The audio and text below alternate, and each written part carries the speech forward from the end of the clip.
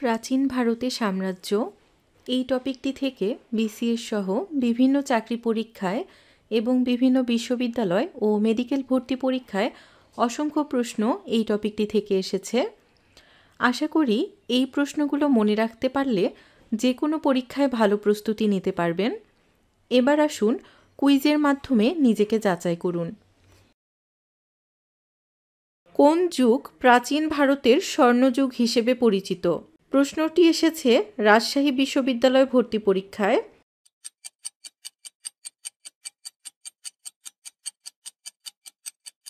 উত্তর ঘ, গুপ্ত যুগ। ভারতের নেপোলিয়ন কাকে বলা হয়?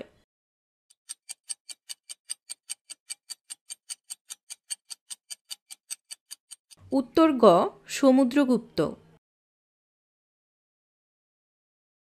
প্রাচীন ভারতের কোন শাসকের অপর নাম বিক্রমাদিত্য ছিল?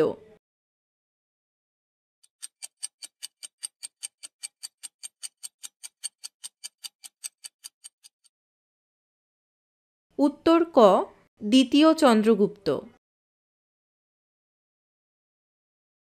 মহাকবি কালিদাস যে যুগের কবি ছিলেন?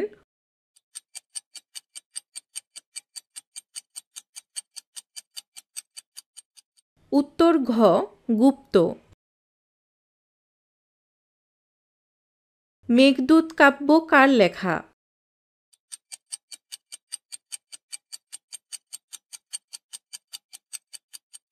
উত্তর ক, মহাকবি কালিদাস।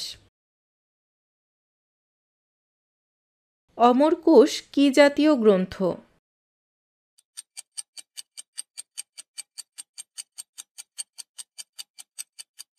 উত্তর গ, অভিধান।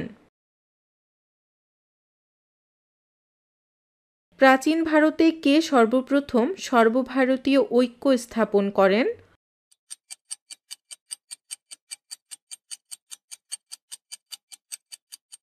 উত্তর ক, চন্দ্রগুপ্ত মৌর্য।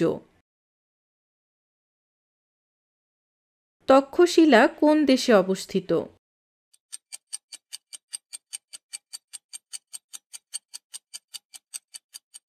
উত্তর গ, পাকিস্তানে।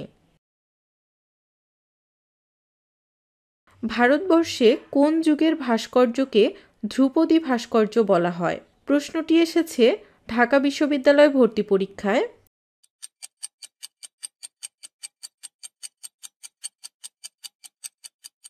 উত্তর খ, গুপ্ত যুগের। কোনটি প্রাচীন নগরী নয়?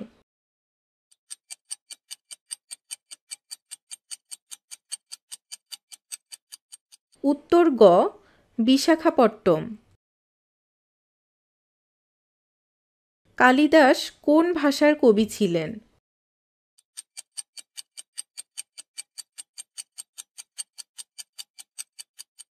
উত্তর গ, সংস্কৃত। কালিদাসের একটি নাটক। প্রশ্নটি এসেছে জাহাঙ্গীরনগর বিশ্ববিদ্যালয় ভর্তি পরীক্ষায়।